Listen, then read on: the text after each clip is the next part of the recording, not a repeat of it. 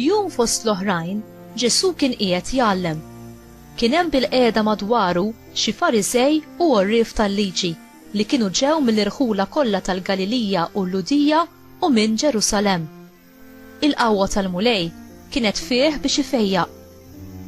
U ġew xi rġiel iġorru wieħed mifluġ fuq mitraħ. Huma bdew ifittxu li jdaħluh ġewwa u jqegħdulu qudiemu.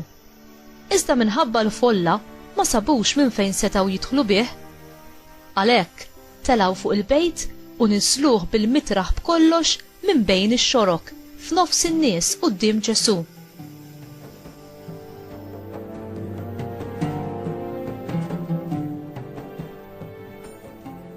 Meta ura il-fidi tagħhom qallu: Ħabib, dnubietek maħfura.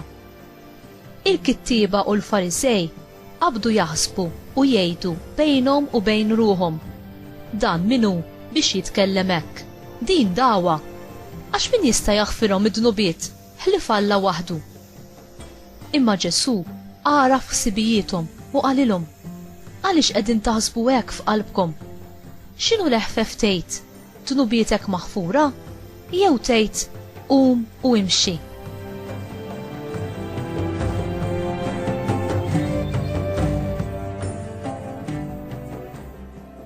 Mela biex tkunu tafu li bin il-bniedem għandu s-seta jaħfer id-dnubiet fuq l-art, qal lill-mifluġ: qum, qiegħed ngħidlek aqbad friexek u mur lejn darek. U dak minnu fih qam qudiemhom qabad il-friex li fuqu kien mixħut u telaq lejn id-dar ifaħħar lill-Alla. U l-koll baqgħu mistaġba u bdew ifaħħru lill-Alla u ntlew bil-biża' u bdew jgħidu: rajna ħwejjeġ tal-għaġeb illum.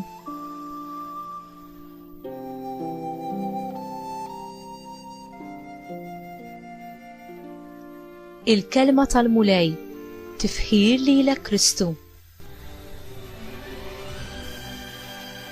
X'jipparalizza il-moħħ u l-qalb u jibblokka l-qawwa ta' Alla li tfejjaqna? Id-dnub u n-nuqqas ta' maħfra bla dubju. Id-dnub jipparalizzana aktar milli tista' tagħmel dan kur marda fiżika li nistgħu nimirdu biha. Id-dnub u l-ħidma tas-saltna tad-dlam u jżommna marbuta u l-sira tiegħu għall-eternità.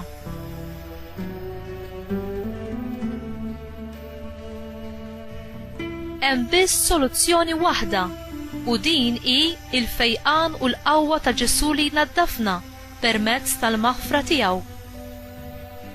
Il-mod kif Ġesu kien jitratta lil midinbin kien jiskomoda lill-għalliema reliġjużi ta' żmien Ġesu.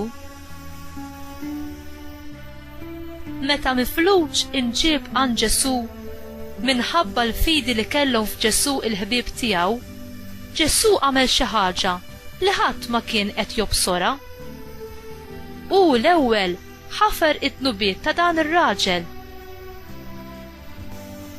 Il-kittieba qisu din bħala dawwa għax huma fehmu li Alla biss kellu l-awtorità li jaħfer id-dnubiet u jħoll raġel jew mara mit-tuqol tal-ħtija. Ġesu ħaddem għalih awtorità li Alla biss seta' jeżerċita. Ġesu mhux biss ta' prova li l-awtorità tiegħu kienet ġejja minn Alla, huwa wera wkoll il-qawwa kbira tal-ħniena u l-imħabba tal-Alla lis-salva billi fejjaq lill-mifluġ f'ġismu. Ir-raġel kien ipparalizzat mhux biss fiżikament imma wkoll spiritwalment. Ġesu ħelsu mit-toqol tal-ħtija u saħħu f'ġismu wkoll.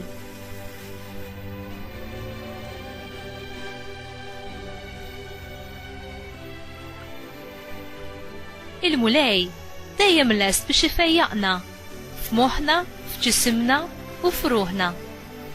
Il-grazzja tiegħu teħlisna mill-qawwa tad-dnub u mill-jasar tax-xewqat, tal-passjonijiet u l-vizzijiet ħżiena.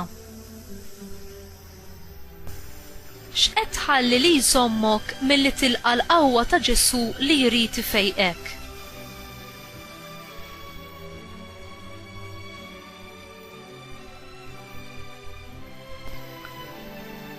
Amen mulej, li l-qawwa tal-fejqan tiegħek tmiss kull rokna fil-ħajja tiegħi. Ħsibijieti l-aktar moħbija, ix-xewqat, l-attitudnijiet u l-memorji kollha tiegħi. Aħfirli nuqqasijieti u ibdilni bil-qawwa tal-Ispiritu Santu permezz tas-saċerdoti fis-sagrament tal-qrar.